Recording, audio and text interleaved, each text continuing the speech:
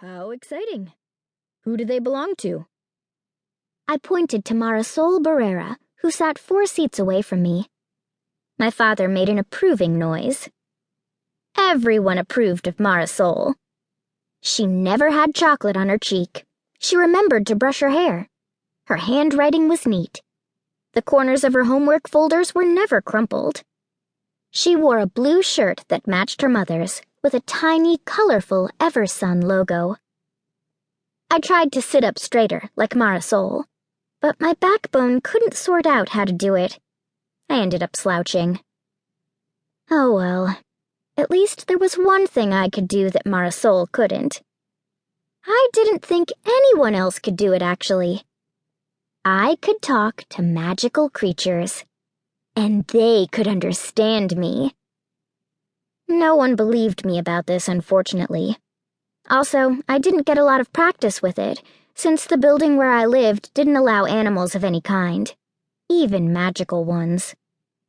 I hadn't ever gotten to talk to a unicorn before. All right, everyone, Mr. Dyatlov, our teacher, called. We're going to line up in an orderly fashion to see some of the careers outdoors. Let's show our parents how good we can be. Mr. Dyatlov was all about orderly. Everything about him was a straight line. His haircut, his mustache, his tie, even his mouth. We learned pretty early in the school year that life was easier if you were as orderly as possible. So we lined up as straight as his eyebrows. In only minutes, I'd be face to face with the unicorns. I tried not to dance too much in line, but even after I convinced my heart to stop thumping, my feet kept tapping. I couldn't be calm. Especially not once we got to the parking lot, which was full of unusual things. An antiques dealer had brought a very old, strange-looking car. A florist stood beside a van with a pop-up tent full of flowers. A chef dad had set up a grill. A group of moms played stringed instruments. My father set up his box of geodes, which a bunch of my friends were already peeking into. Dad looked pleased, like he'd hatched the rocks instead of finding them. I counted the unicorns. There were 8 of them. Marisol's mom and dad and their twin grown-up daughters each held the leads of 2 unicorns. They looked regal and beautiful. The Barreras, I mean. They were the adult versions of Marisol, all polished and well-dressed and wearing clothes that looked like they'd just had the tags popped off. The unicorns? Well, they looked magical. Students! Mr. Dyatlov said. Remember, we each need to rotate to every station. And what's the outdoor time rule?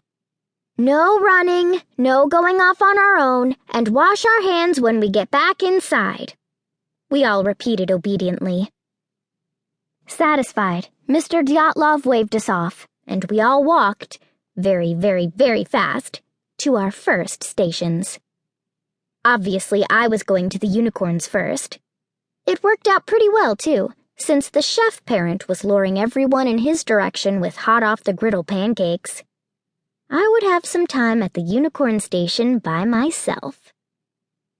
Hi there, Marisol's mom said, smiling at me as I approached.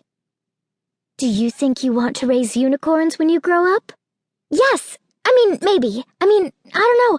I just love unicorns. All animals, really, I said breathlessly, gazing at the 8 unicorns. They were each just a little different. A pink mane on this one, a green one on that one. Their hooves were different colors, too. And while they all had light-colored bodies, some were a bluish shade and others were more peachy. They each had a perfectly spiraled, pearly horn sprouting from the center of their foreheads. It's the strongest substance on Earth, you know, one of Marisol's sisters said when she saw me staring at the nearest unicorn's horn. I know. Can I touch it? I asked. Sure, Ms. Barrera said, but she didn't understand. I wasn't asking her permission. I was asking the unicorns. Always nice.